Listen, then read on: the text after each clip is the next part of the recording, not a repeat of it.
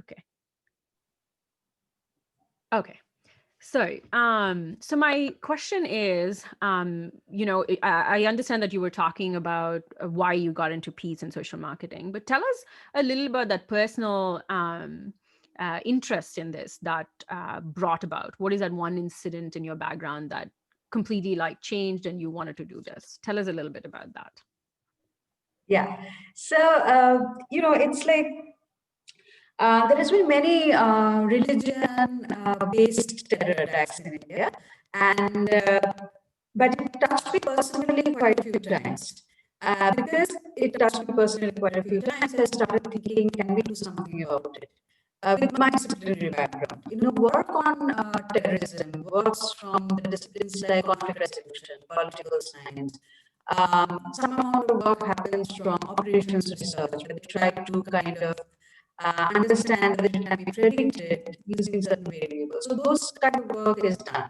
But in marketing per se, such work has not really been done. Serious academic work has not been done. So that's what I wanted to do. And the personal thing was, what got interested was, at the time when there was Mumbai had a train attack. The local train was attacked. So at that time, I was going through a separation with my ex-husband, and he had moved to Mumbai. And usually he took the local train, I knew about that. And it so happened that he just missed it by one train. Like usually the one he took was the one that was attacked, but he was late or something, and therefore he was not taking that train. So I was very worried, and I was immediately not getting any information. I was trying to get. So I think that night I did not get the information. Next morning I got to know that he was okay and I could not speak to him.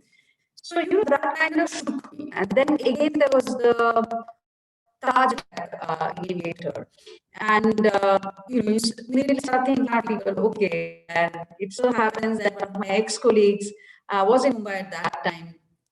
And I called him up and he messaged him and he said, I'm okay. I usually go to Taj a lot, but, I was not there. There was a plan to go, but I did not go. So it looked like, people who are close to me in the sense like I know people, some people I care about, they had a close shave.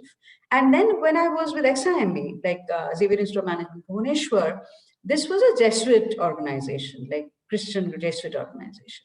So there was a riot, religious riot in Kandhamal in Odisha, where Hindus and Christians, they were basically killing each other. So at that time, this group had attacked the school. And actually, our students had to go out and form a human chain kind of a thing, so these guys cannot get in. So again, that got me thinking that, just because I'm in marketing, does it mean that I cannot do anything? Like academically, can I not do anything? Can we not contribute? So that was basically the personal trigger. And then I started, of course, reading a lot. In my own discipline, like I said, there was not a whole lot of work with that was going on. But I started reading on conflict resolution. I started reading on peace studies. So there is this professor called Michael Nagler. So he had YouTube videos on his course, peace and conflict studies.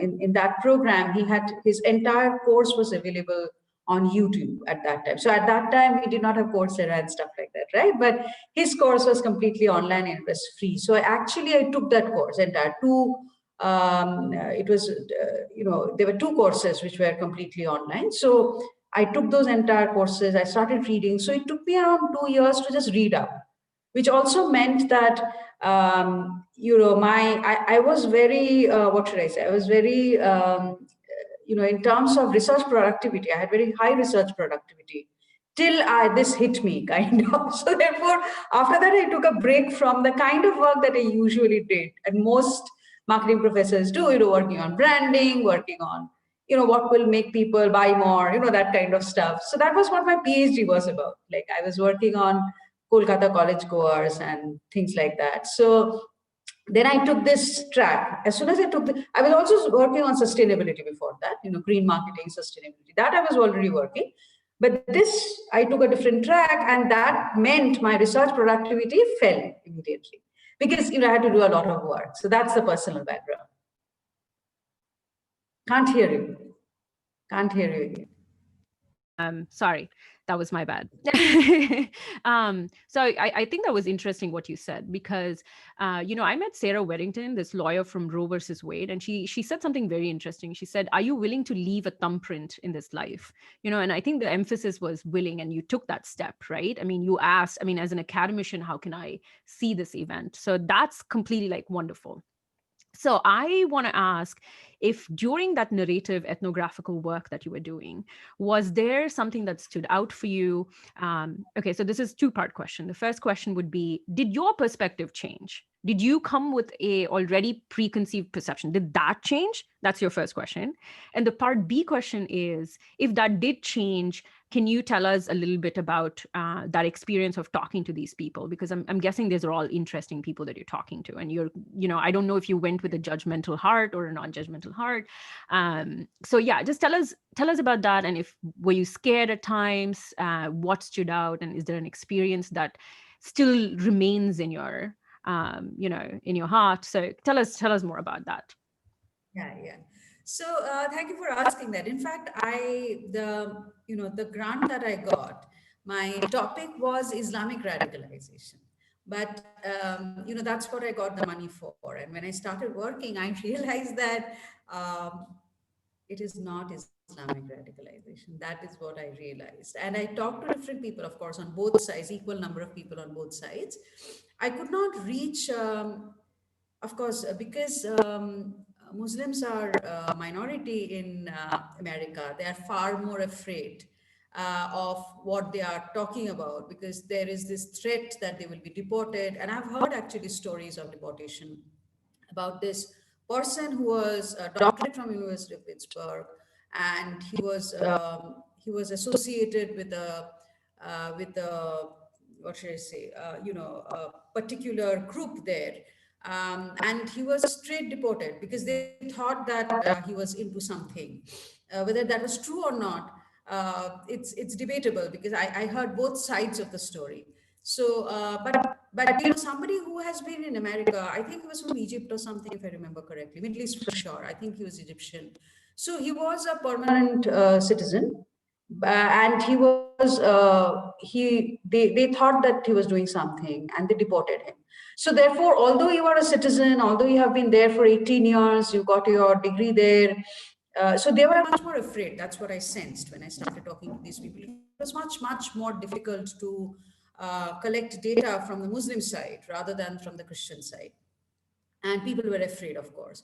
So I understood that I should not be calling it Islamic radicalization at all. So I dropped it. So later, when I'm saying what is the work I do, I don't say Islamic radicalization, because I thought that it is not Islamic radicalization. What was happening was these people, I'm kind of, this is not the entire story, but part of the story is that people were frightened to talk, and people were frightened to express their opinion. And also, Muslims are not one homogenic group.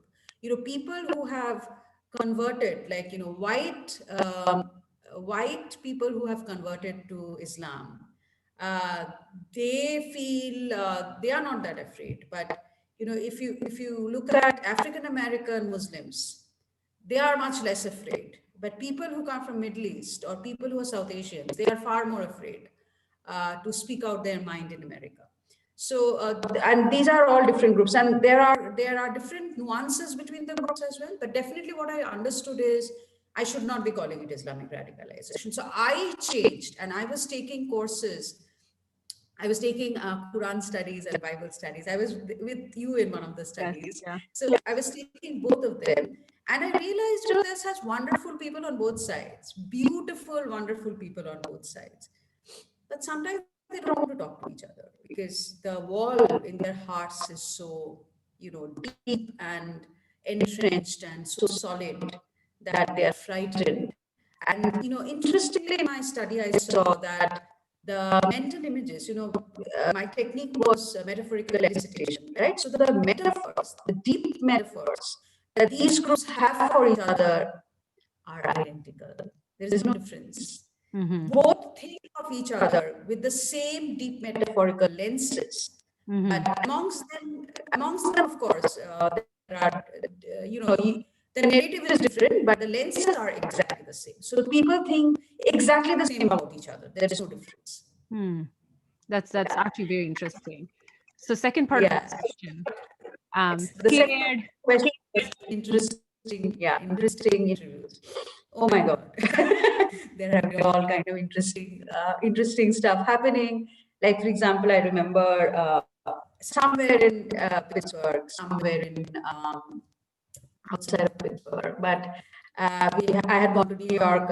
I was not allowed to do field work in New York because my IRB, like Institutional Review Board, did not permit me field work. So I could not really interview anybody, but there was no problem in going and seeing what is happening, right? So I was doing ethnography kind of thing, but I formally did not do any technical interviews.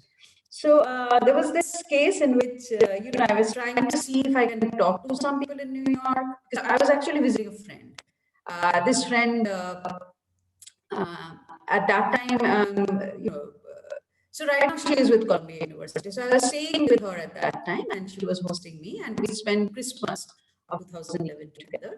And then I was taking the metro and going here and there and trying to meet people, talk to people, things like that. So all kinds of interesting experience happened at that time. So I ended up, so I was told that, why don't you get in touch with this group, that group? So I called them and tried to talk and see if they would be willing to talk to me. Not interviews, but just talking.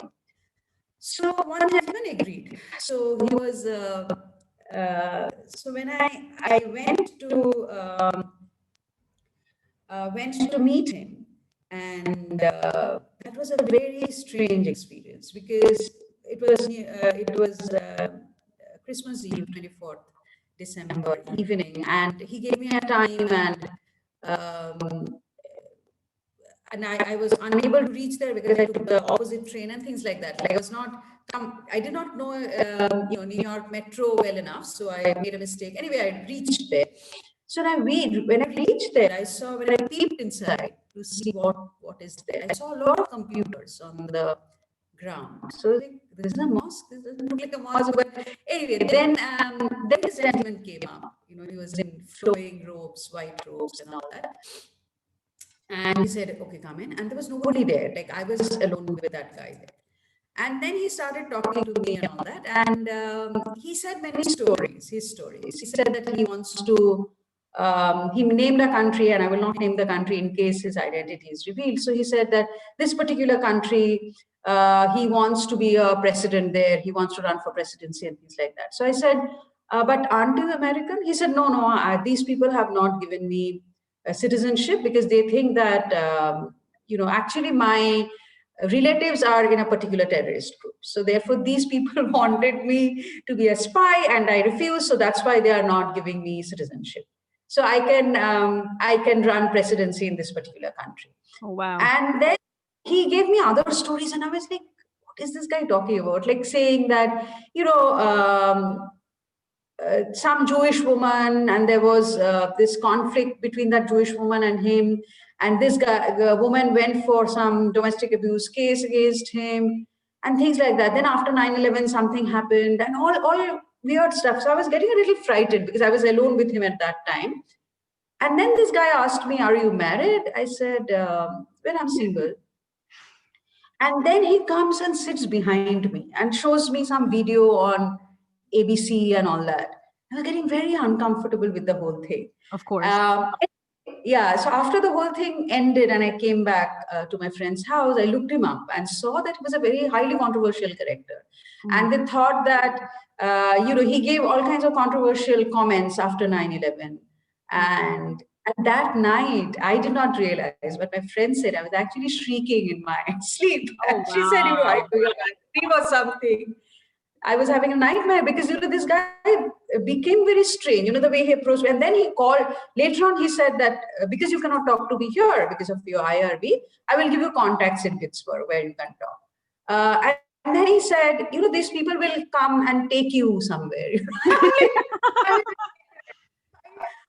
Then you can have the conversation. We have, Quran studies. You can go there. But some people will come and take me somewhere.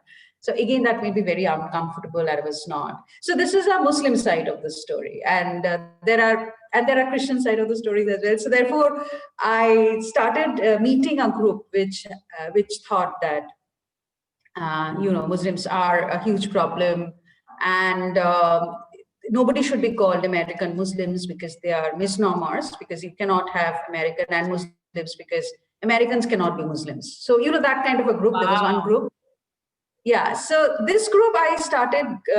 So I started going to their book circle and started doing book studies with them.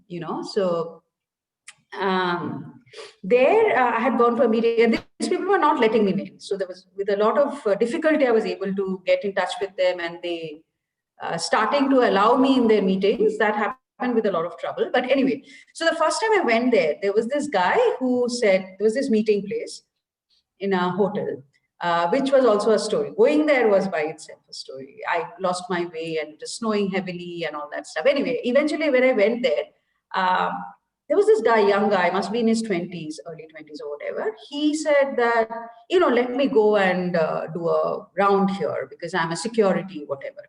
So I suppose he had studied something on security. Then he came back and said, yes, everything is okay. So the person who was running the meeting, she said that, no, we know everything is okay. There's nothing. Well, no, you can't ever be sure, because these people are very weird, nah? So therefore you have to do all that due diligence. And then he said something that the only way to handle the Muslims is to have those bayonets, like they because they think that you will go and meet this virgins in heaven and that kind of stuff when you give up your life. So the way to handle that is to kill them with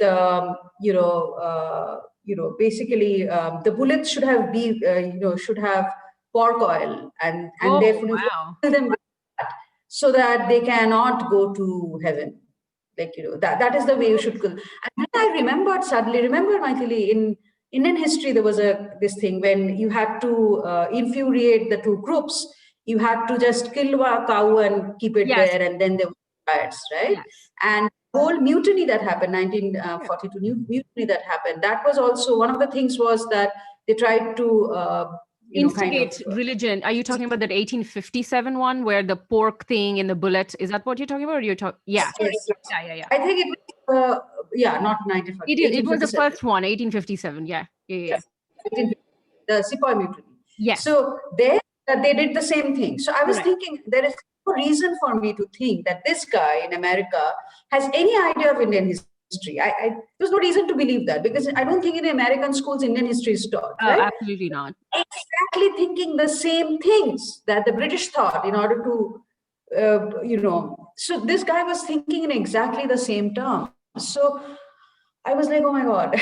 So, I've heard of stories that all kinds of interesting people have met.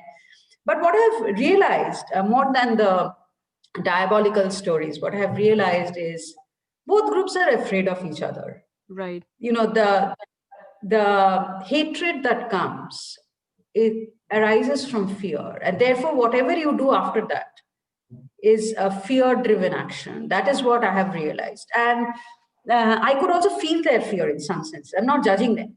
I can feel that, the environment is such that they feel this fear and therefore they react in a particular way. That is what I felt deeply. Yeah. Yeah. Okay. Those were really, really interesting. I think I knew of the first one that you were talking about. But I mean, thank you for sharing those narrative ethnographic. So I know you use the ZMET process, correct? And this is pictographical representation or perception of each other, right? So what is this pre-selected pictures that you've taken? Tell us a little bit about that methodology aspect of these pictographic representation. Tell us a little bit about that. So the speciality about Zalcman metaphor elicitation technique is that it uses images to understand the deep-rooted thoughts that people have. So actually, in most research, the researcher will give the stimuli, right? In ZMAT, the researcher does not give any stimuli. So what we do is we ask the respondent to come with some images which represents their thoughts and feelings about a particular topic. So that's what we do. So these people come with the images, and then we do an interview, which is a qualitative interview, but there is no script, because it has to be like, based on what, because I don't know what picture the person is going to bring, right? There is a method, of course, in which we do the probing, and that is more like, if you ever have taken a psychotherapeutic session, a talk therapy, the way in which the therapist would talk, that is how we talk when these people come with those images. So that is how the technique works. Yeah. Okay. So then my follow-up question is, what was the weirdest image someone gave you about whoever? And what was the most common image that someone gave you? I mean, be it Christian or Muslim, was there a common image that these groups brought together and showed you, or whatever, in pictographic representation? And what was the most weirdest, like shocked you, and you were like, oh, okay, this is, I didn't realize that this came out. So, yeah. So some were very,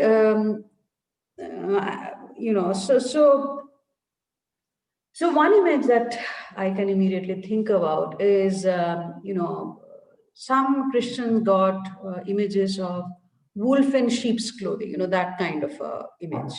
So the Muslims are wolf in sheep's clothing. So basically, deception is what they were going towards. And Christians also are not one homogeneous group, right? So you have evangelical Christians who are very different in their approach. They don't think that, let's go and kill them. Like, that's not what they think. No. That change their mind, let's change their behavior, because they are dangerous. They do think that they are dangerous. They're dangerous, but the way to change them is not to kill. Like the way to change the world is not to kill them, but to change their hearts. That is what the evangelicals think.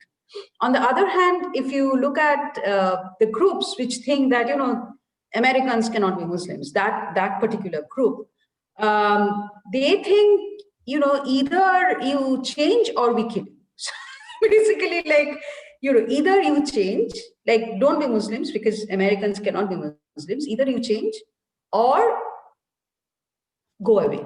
Go away, or we. So, okay, okay, so that group, Americans cannot be Muslims group, what was the one image that they brought? I'm interested in knowing. Is it the wolf in the sheep thing? The wolf in sheep's clothing kind of image that's is the what group. they. Yes. Okay. Yes. Okay. May I ask? Yeah. May I, you totally don't have to answer this, but I'm going to ask, which subsection of Christianity was the one who said Americans can't be Muslims? There are many groups like this. It's not a particular domain of Christianity per se. I'm not sure if all of them are equally religious. Right. They might be belonging to different groups of Christianity, not from one group, right? And when I'm saying evangelical Christians, they are also not one group. There are different groups there. There are different denominations, not one denomination, but the predominant idea. So therefore, I divide my Christian group into three categories, basically, and saying that there are some Christians who, like, for example, say African Americans, they feel a lot of, they feel a lot of sympathy. Not all African Americans. I'm not claiming that. Some parts of African Americans, because they're minorities. Right. So they kind of identify with the minority thing, and therefore they think that they are just misunderstood, like we are misunderstood. So therefore that is their narrative. Evangelical, different narrative again. Evangelical narrative is, let's change their heart, right? They don't believe in violence or anything, not direct violence at all. They don't believe in that. But the other group does believe in violence. In fact, the Muslim groups that I talked to, I'm sure there are radical people, but I was not able to reach the radical people. Even though I knew who they were, I went up to them. I went to areas where no white Christian or even Muslims would go. I have tried to take so dangerous areas where high rate of crime and things like that. Even during daytime, nobody agreed to go with me. So I actually used the help of another Christian friend of mine. She and I went there, a white Christian friend of mine, to a cafe, and we approached this guy. We knew that that guy had maybe had some radical beliefs, but And he agreed to talk to me, and then he backed out. He eventually did not talk to me. So I could not actually talk to anybody who had in Muslims who had radical beliefs. I did not do not have an interview, but I could sense what is the thing that they are thinking. And I have talked to people Mm-hmm. who were under vigilance from the American government amongst the Muslims. Right. So those kind of people I've talked to them, um, but they were much more frightened to talk. Like I said, formal interview is not something they would give. So therefore, I actually had no plans of doing ethnography before hitting field. I was supposed to do only ZMed, but I realized after hitting field that there was no way I will be able to get one interview if I don't do ethnography. So therefore, I started engaging with the community. Right, right. So yeah, and then I come back to, I know you said evangelical Christians don't believe in violence, right? So between 2012 and now, given that this month, we here have been shocked to see certain images, and again, we live in a divided society, no doubt about it, and that's why your narration is so important to this piece of work, to put it out there.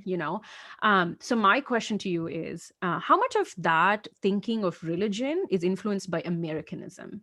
I know you said you talked to, say, for example, African American Muslims and American white Muslims who were completely not scared and different to Arabic Muslims, right? And of course, culturally, they're all very different groups. Evangelical Christians, African American Christians are, again, very different group. So in your observation, and you've come from India where it's multi-religious, and you've obviously have friend circle who are Christians and Muslims, right? So coming from that Indian religious background, because I asked this question in part because when I moved to America, somebody told me that Catholic is another religion. And I went to a Catholic school, right? So they called it Catholicization, which I thought was a weird term. And when we were in those Bible studies, they would say, oh, this is Christianity, the non-denominational, whatever, right? So my question is, how much of it is influenced by America and American thought process, and how much of it is really influenced by a religious thought process? So even in India, like I think there are different groups. Like for example, I grew up in Calcutta, where for us Christmas was a day on which we got cake, and we would celebrate it. Although I did not actually go to a Catholic school or anything, but we call it Borodin, which is big day. And big day is Christmas is big day and Borodin. So we go to a place called Park Street, which is in Calcutta, where a lot of these Anglo Indians used to live earlier, and it's also an office area right now. There are restaurants. So Park Street would be all decorated with lights, and people will go to see lights. Basically, it's Right. nothing to do with like a cultural thing, right? And I Right. have had Muslim friends, Christian students, and to this day, people, my students who were Christians and studying in Calcutta, and now, in some other part of the world, but they would say, missing Durga Puja, although he's Christian, but missing, this particular festival because this is Right, great in right, Calcutta. right. I mean, Diwali was celebrated by everyone. Yeah. Yeah, yeah. So it's nothing to do with. It's more like it's an occasion to eat basically because we love eating. So therefore, anything that you have, let's eat and let's have a party. That kind of a thing. Party in the sense, getting together with friends, eating something, and Christmas was that. But I'm not saying that the way Kolkata celebrates Christmas across religious groups in a particular way. I'm not saying that every part of India is necessarily doing No. that. I will not claim that. Yeah. Right. So similarly, I think in college cities, Pittsburgh is a college city, right? Universities, where there are 5 universities there. Right. So I think there, the attitude of people is much more open because you have classmates who are different, right? On the other hand, if you're going to the middle of nowhere where it's a completely white society and they have never seen a brown person and the brown person absolutely stands out or a black person stands out, they might have very kind hearts and they want to do good to the world and they think that they can go and solve other people's problems. Right. So Right. that is what so this whole thing of let's go and change their heart, that comes from that mentality. But you have never really known anybody in a close way with whom you have interacted because you are in the middle of nowhere. So Right, right, you don't meet such people. So I right. think much of it comes this Americanism that you were talking about, and I'm not an expert on it, and I'm also not following American politics much, to be truthful. Um, but what I feel is the threat that comes is from the last group that I talked about. Like this, people who would take up arms, go to the Capitol and try and break Right, things. right, right, They right. are people who are most frightened. Let me put it that way. They are the people Interesting. who are most frightened. So you're And because saying, they are frightened, yeah. So you're that's saying right. people who are taking up arms are the most frightened people. Huh, that's a very Yes. interesting thought, actually. Yeah, because people, when I attack somebody, it's because I'm frightened.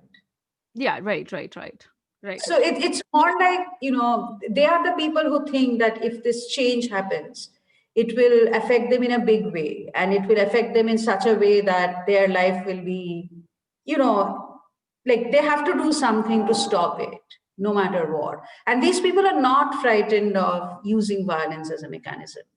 And they think, well, so yeah, so in fact, like you were talking about earlier, what is one interesting story that you've heard? So one guy from this group, this third group that I'm talking about, he told me that 9/11 was beautiful. Huh? I repeat, yes, he said 9/11 was beautiful, like Arabic poetry. Oh, wow. Why? Yeah. I was so taken aback when he said that. And then I was like, oh my God. And we are not supposed to show our feelings on our faces when we do the interview, right? But he said 9/11 was beautiful poetry. But he's Christian and he is one of those third group people that I'm talking about who think violence should be used. He said that, it was beautiful because look at the way in which they killed and they brought down. It was, there was something My very God. poetic about it. Yeah, but he's saying it is poetic because he's not Muslim, he's Christian. He thinks it is poetic, but he said, it could have been better than that. What? What are you Better. saying? Yeah, it's there in the book. So he says it could be better. What better? He said, there could be strawberry flavored milk that could be given to young children and kill them instead of 9/11. 9/11 is beautiful and poetic and all that, but this could have been even better. I'm like, what is this guy talking about? But you see, what he's saying is that, and the same guy also said that it's either bullet or you leave. There Mm, is no other. There is no other way out. So it's like, so therefore, there are the people who are more, they think that it is a war of justice. The war that happened was a war of justice, and therefore these are people whose, and they, there are Quran burning kind of stuff, and there are people that you will find in YouTube. Actually, there are these YouTube videos. I don't know if they're still there at the time when I was doing my paper. Quran laid with pork, whatever, and then they would burn it and show it or whatever on YouTube. So when these people are doing that kind of stuff, it's not that Christians are watching it. It's mainly Muslims who are watching it and getting frightened, and they're basically instigating them, right? Do something. Do something. So therefore, I think this whenever people attack, it's more because I'm frightened, I'm trying to instigate you. That's the idea. It's as simple as that.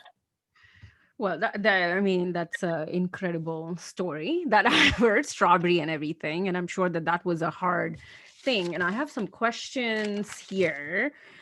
Yeah, we talked about changing perspective and stuff like that. So let's talk about the results. The what is the next step? So you talked about groups of people who want to take up arms or whatever, right? And so okay, so now you have a narrative ethnographic data.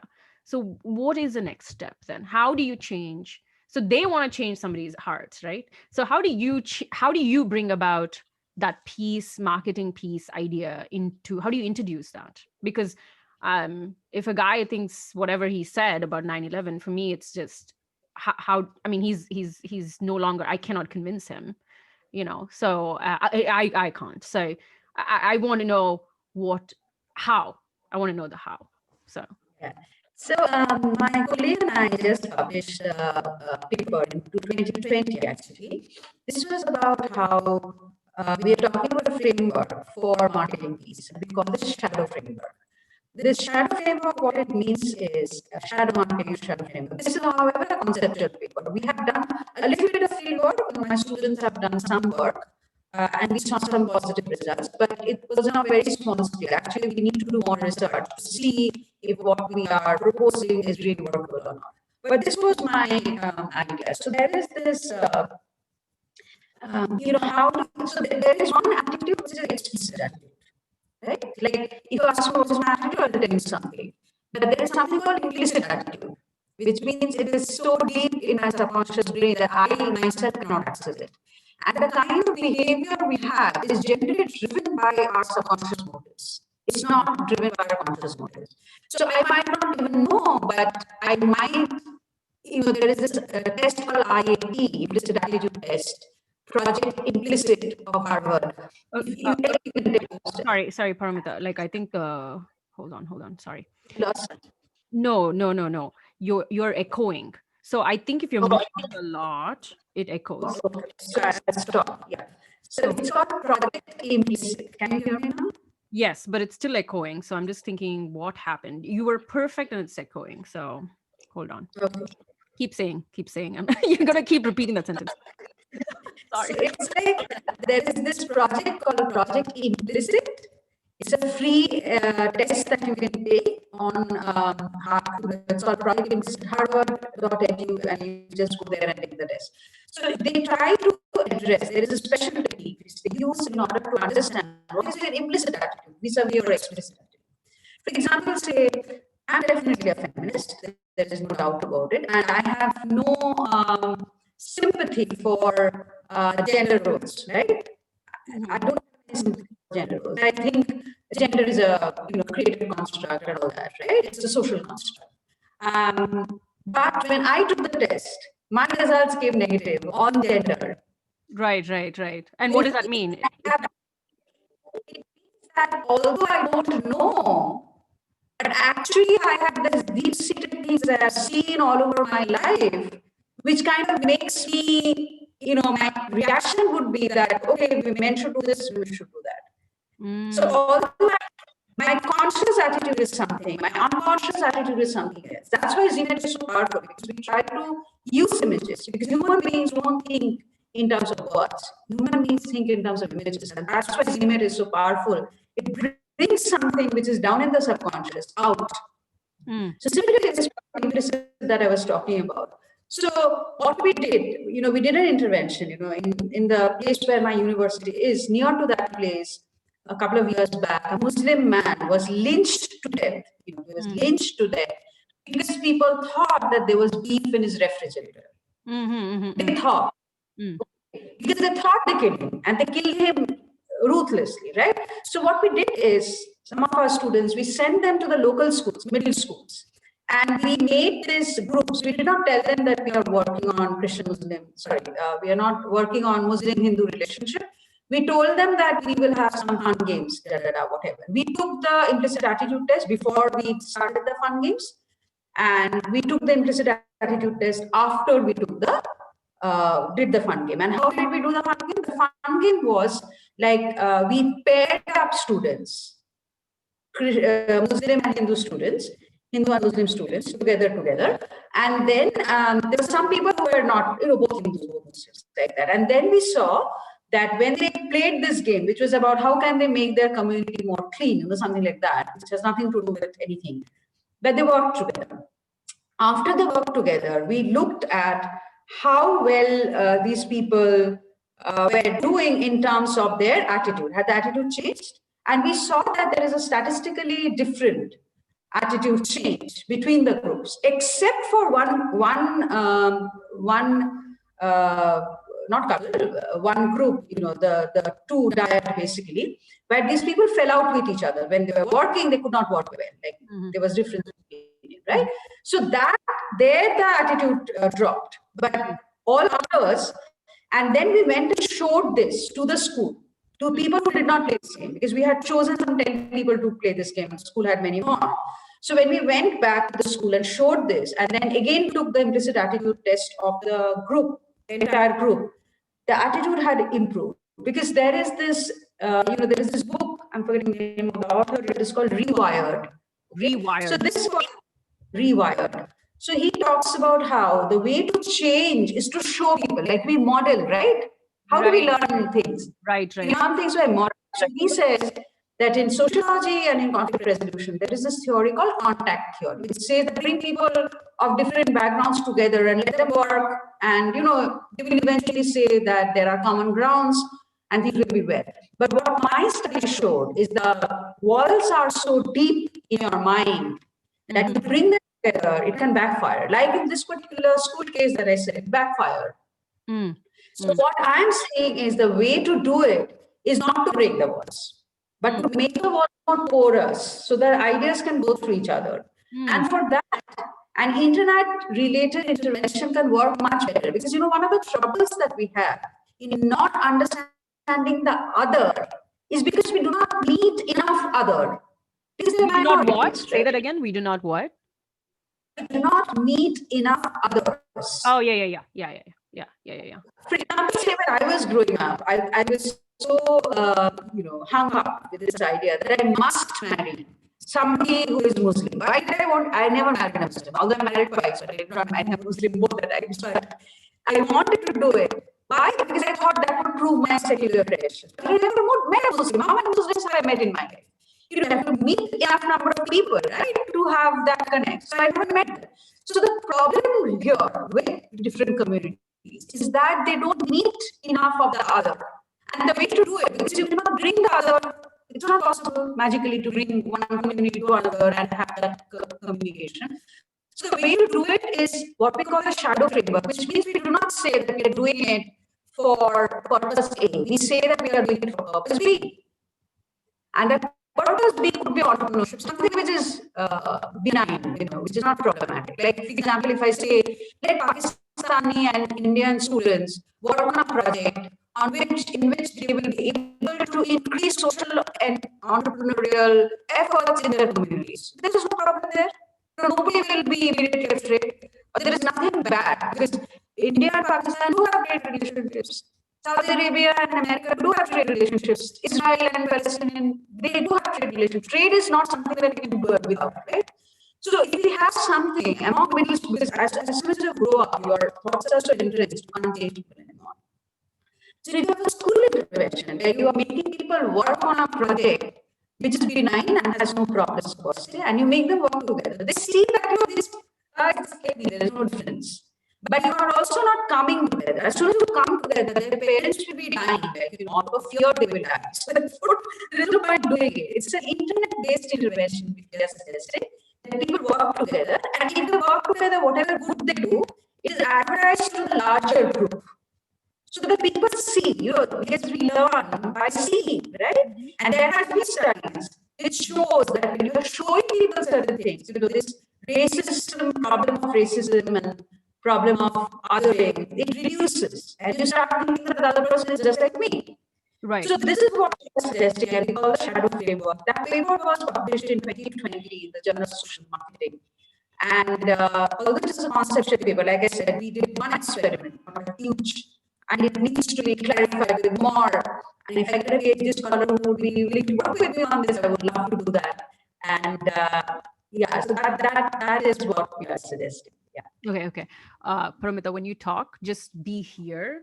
When you come in the front, it's like there's a lot of it. Okay. So like a little bit like that. Okay. Anyways, that will be cut. So sorry. Yeah, well, I think that's an interesting thought because, I worked with gender-based violence and transgender population in India, right?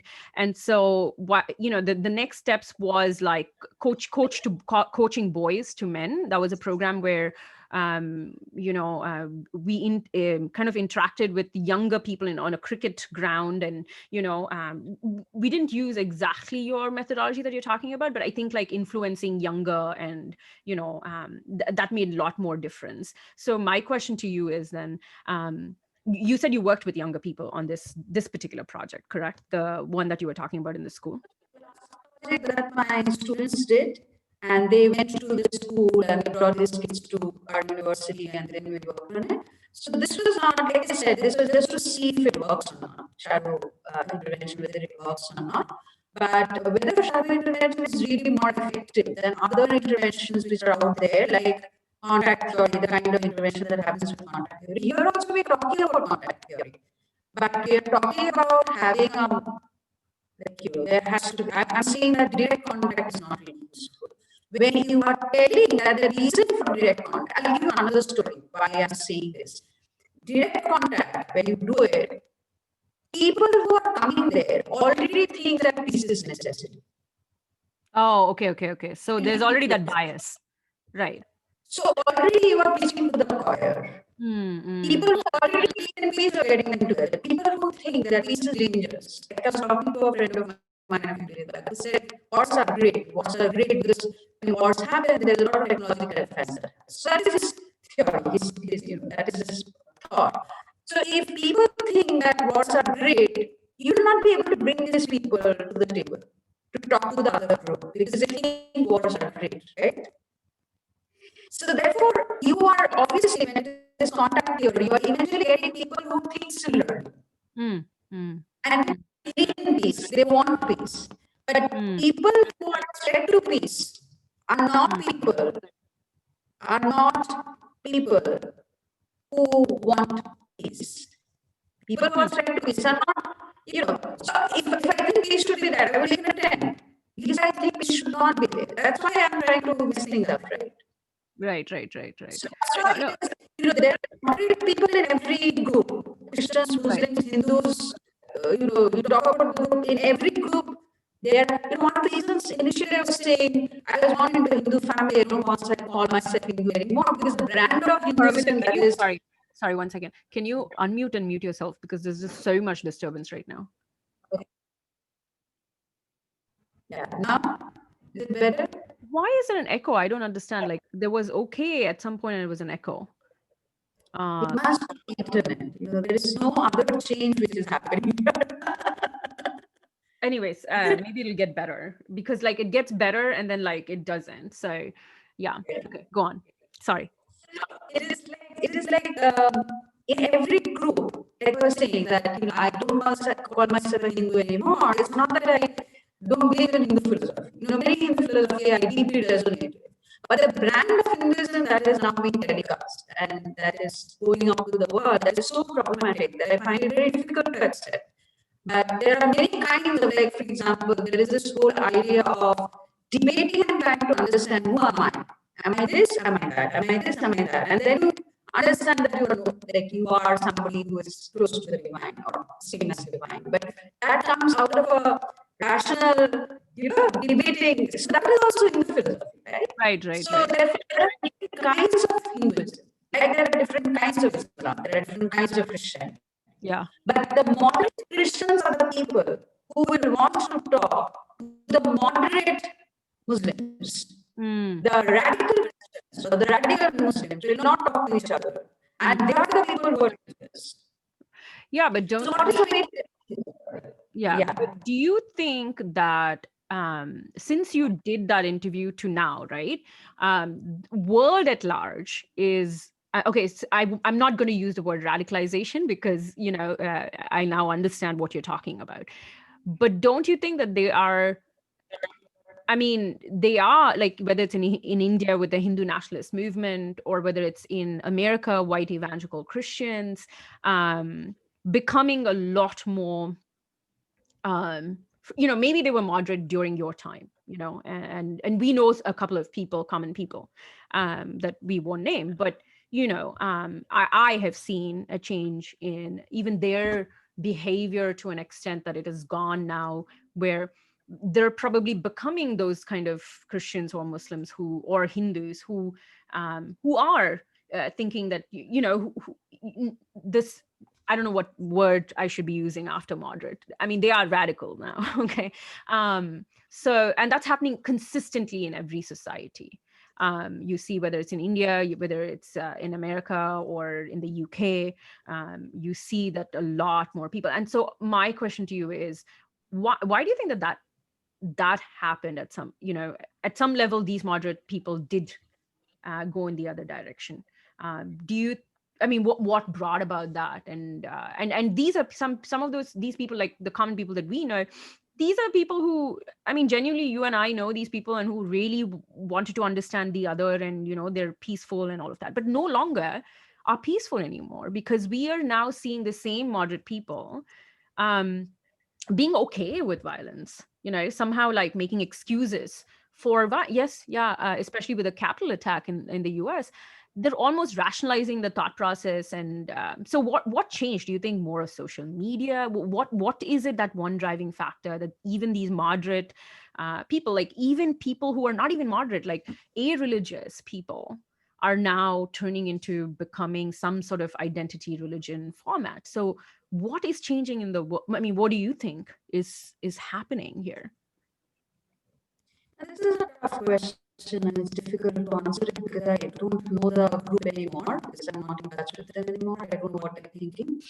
But one thing that I'm seeing in India for sure is that people who came across, like the thing that I was saying, moving from moderate to a little towards radicalism, sometimes, the times are such that it is easy now to express hatred. Earlier, it was not a social norm to express hatred. It was I think that's against interesting. social. Yeah. It was against social norm. Even deep inside, I'll give an example. See, my family was broken by the partition, right? So we were from what is east of Bengal. And my mother has seen riots. My mother, when she was in 8th grade, she was forced to stay at her home, not come out of home for a year because the political situation was so violent. And there were people who tried to kill my grandfather. Of course, we were Hindus, and there were some Muslims who were trying to kill my grandfather. And the person who saved my grandfather was Muslim. And he actually came to India swimming across the river. It's very dramatic, but he swam across the river to reach India so that these people cannot kill him. And the man who helped him to escape, he was killed by these other Muslims.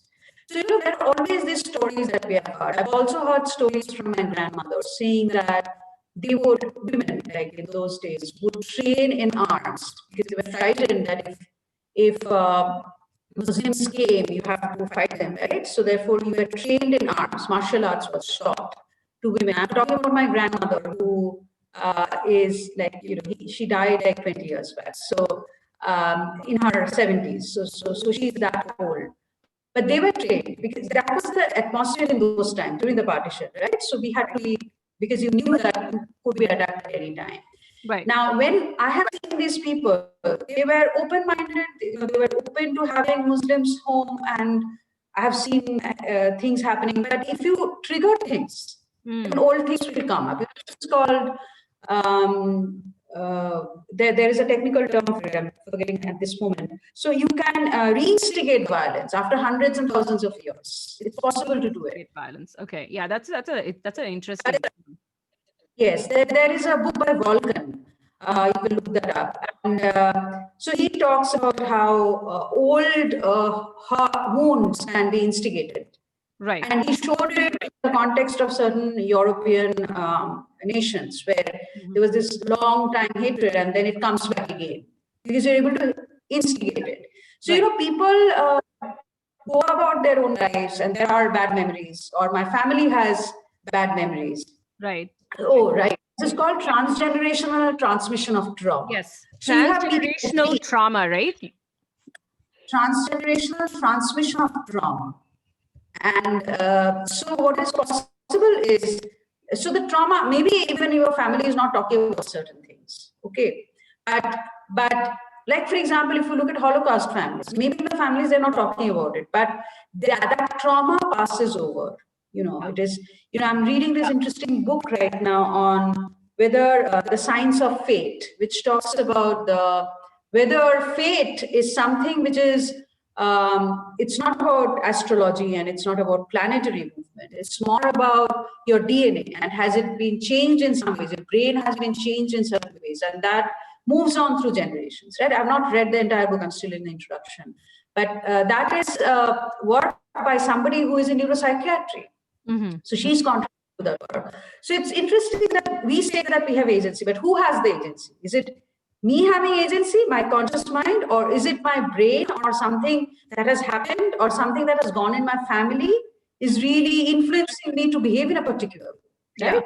Now the question is, these modern people that you see, they are also driven by the idea that the other has some problem. I'm not going to kill them, but the other has a problem that needs to be fixed.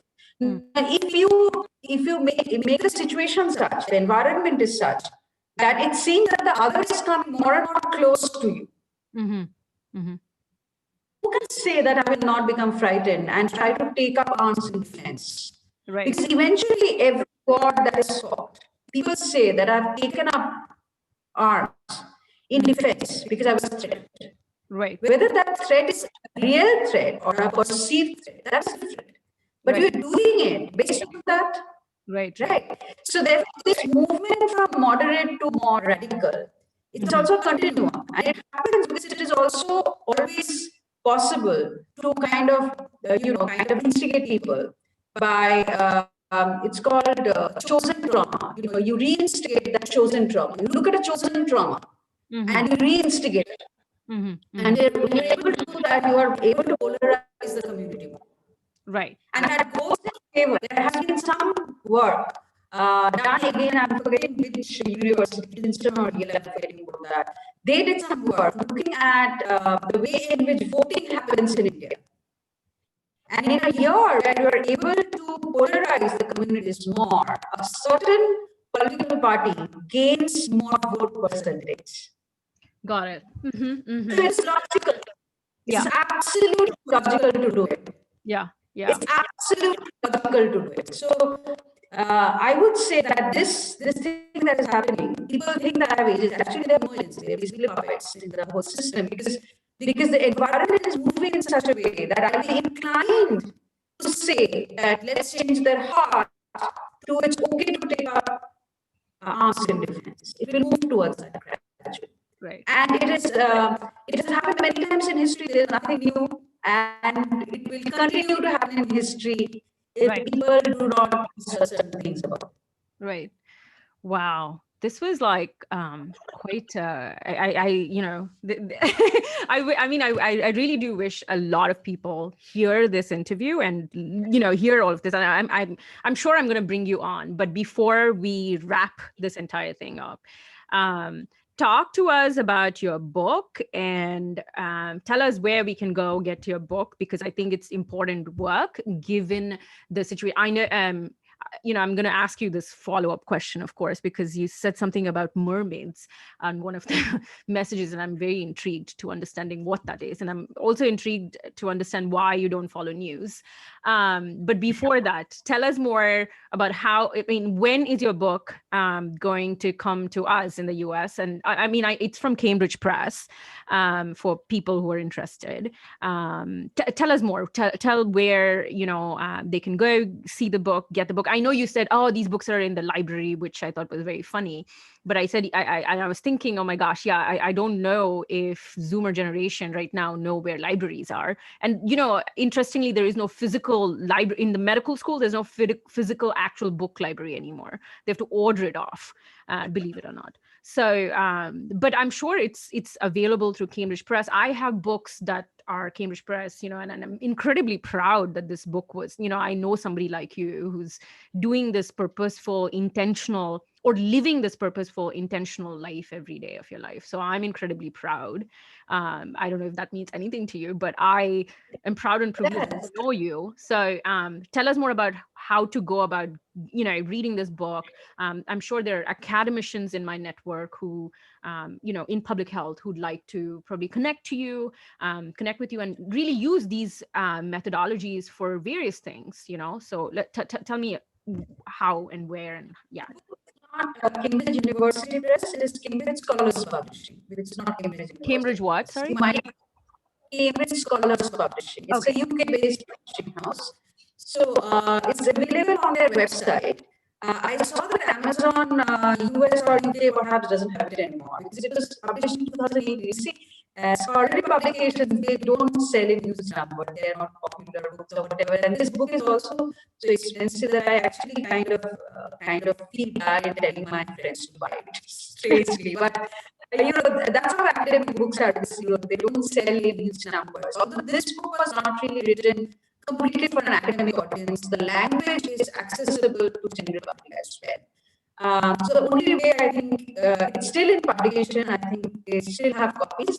So it was published in 2018, and Cambridge Scholars Publishing, their website is still selling it, and I think they ship internationally. But if anybody is there is no easy way to get the book. Like, I want a book, immediately get it on Kindle. Right. It's not like that. Unfortunately, Paromita, we're living in that kind of world. So I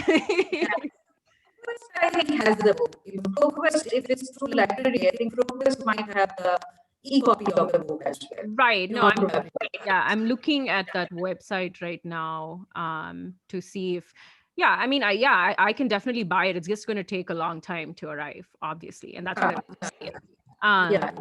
But I mean, it's amazing that you've made. Sorry, go ahead. Go ahead. Yeah, I was saying, I suppose whatever number of copies they made, because it's 2018, so I'm guessing the public libraries would have it. This is my guess.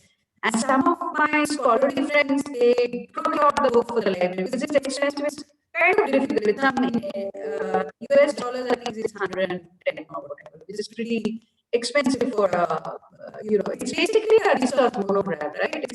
So that's why these are usually such academic volumes are kind of prohibitively priced. But that's how it is. The publisher has to cover their costs. So I guess that's why they do it. Right. No, I'm just hold on. So I'm looking for it, and tell us again the title of the book so that people listening in Marketing Piece. You just write Marketing Piece, Cambridge Scholars Publishing. Right. Marketing Piece, Cambridge Scholar. Hold on. It takes a while for my internet to work. This is all the internet glitches and everything. But before I send you away, I promise, so I think I'd given you a clue of what I would ask. So there we go. So yeah, it's cambridgescholars.com, and it's Marketing Piece, Deconstructing Christian Muslim Narratives of God, Salvation, and Terrorism. But Paramita, we are going to get you back because there's just so much that just came out of this conversation that I think requires a follow-up, at some point. Yeah, and it is available at To Basket. There you go. It's not bad if you are spending so much money on buying stuff that you don't need. This is good. Money well spent. Before you go away, the 3 questions. There you go. So I have before all of this. So I know you said you did not see the news of the recent coup in America. Did you see it or did you not see it? This is not part of the 3 questions. So I know it happened, but I try to avoid negative news as far as possible. So therefore, I don't read newspapers on a regular basis. I don't see news on a regular basis. So folks, this is a woman who has written Deconstructing Peace and Narratives and Ethnographical Work who does not read news. So that's news for you. Okay, the 3 questions. What is the one book that you would recommend us to read, that you want us to read? Second question, one memorable moment between you and me. Okay, I'm going to answer that book question too. And word of the day. What is that one takeaway word that you'd like between all of the conversation that we just had? What is that one word? Okay, go for it. First one, what is a book? Give me 1 minute. The garbage. I don't believe this is happening.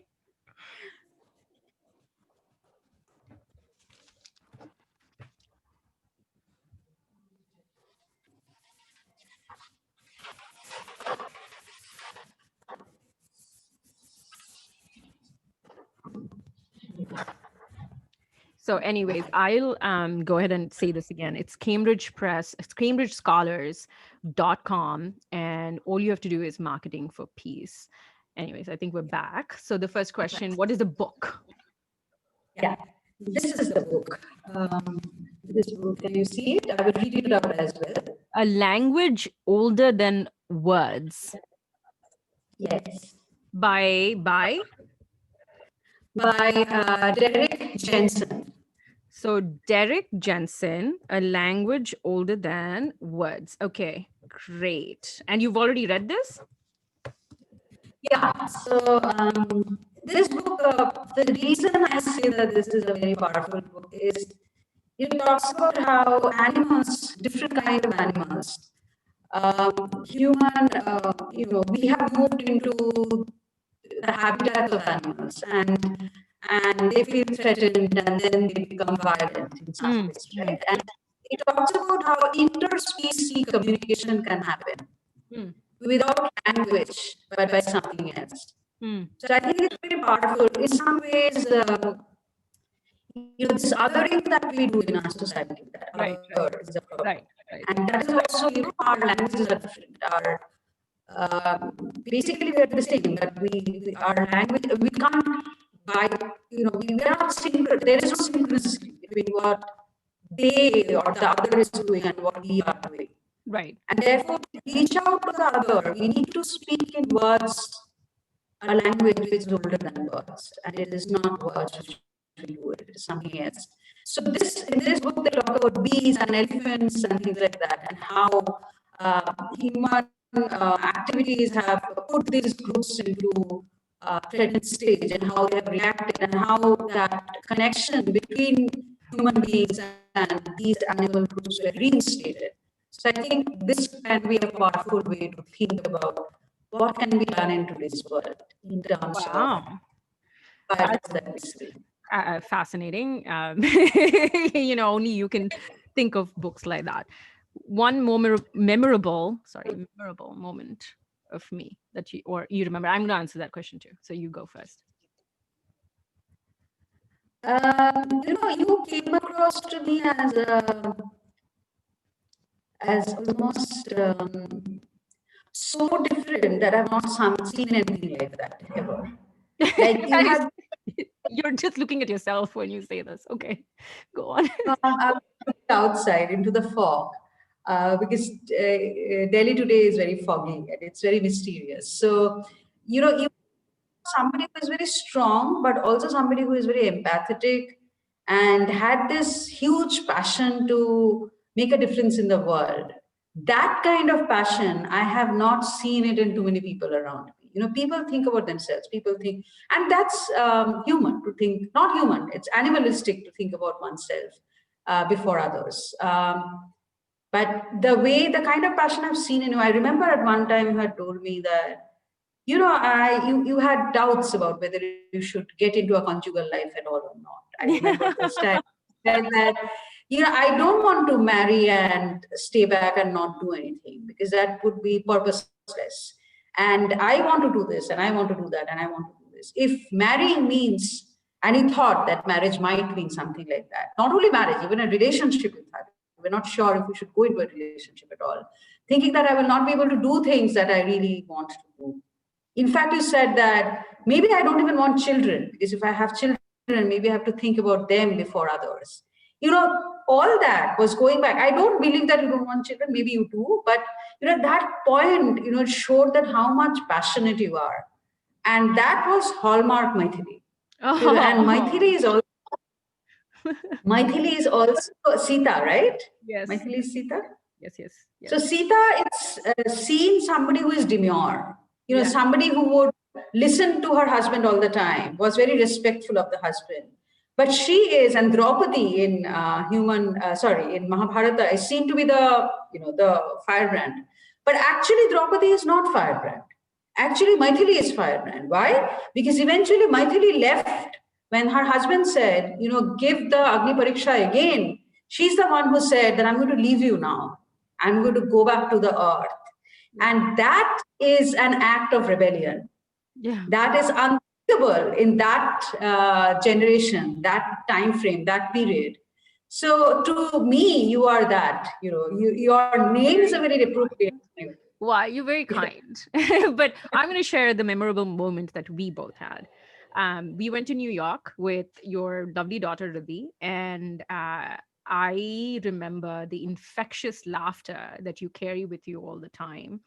And there you go, like, you're gonna laugh. So I mean, I think what is interesting to me is that you had told me about this Bangladesh story, and about your family and everything, and what you went through in life, which is kind of incredible, the struggles, and where you took inspiration from, and coming from a very conservative, I mean, I don't know if it's conservative, but that's not the word, but coming from that Hindu background, and having this notion that, like, hey, something happened, instead of saying, oh, something bad happened, so I'm going to think like just the way others think. Instead of that, you took academics into a completely different level. The conversation that today we had, I mean, I don't know. I think it should be on a bigger, like, somebody bigger than me should be interviewing you about these things.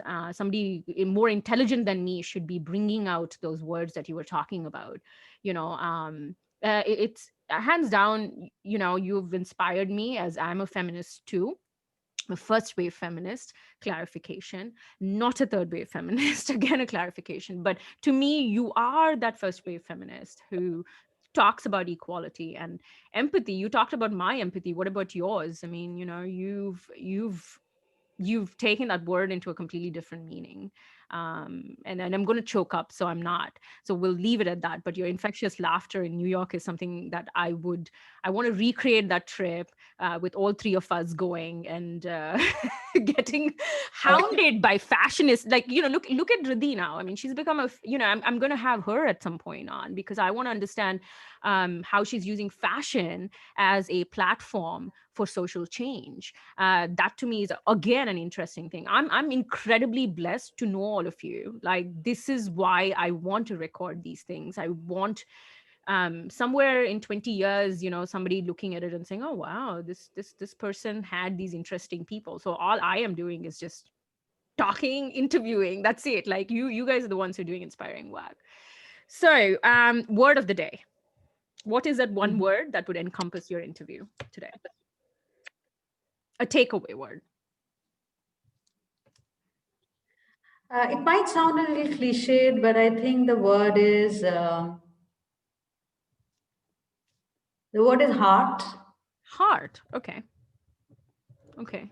You know, the reason the word is heart is,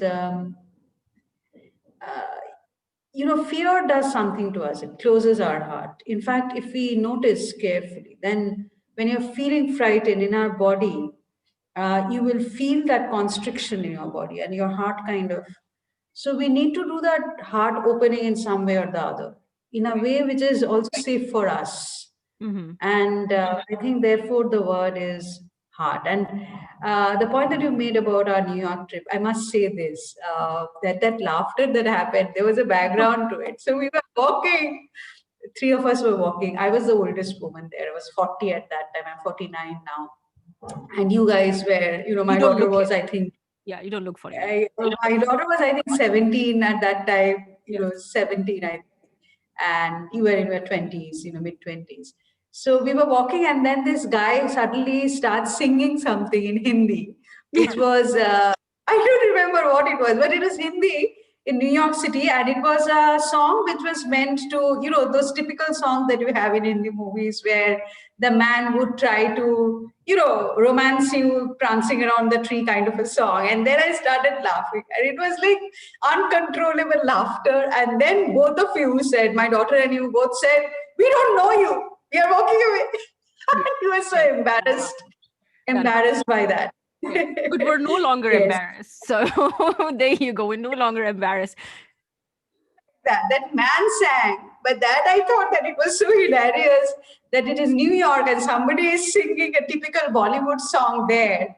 The whole gender thing again, Exactly. Exactly. something beautiful, or three beautiful women walking down, and I see them as objects of desire, and I start singing, and that was so hilarious to me that I started, Laughing. yeah, the whole thing got me totally, yeah, out of control. So what is look at you, you're going on. So we're going to have you again, for sure. Yeah. But then again, I'm going to reiterate, Cambridge scholars, get the book. If there are a lot of academicians who are working in the same field, I'd highly recommend.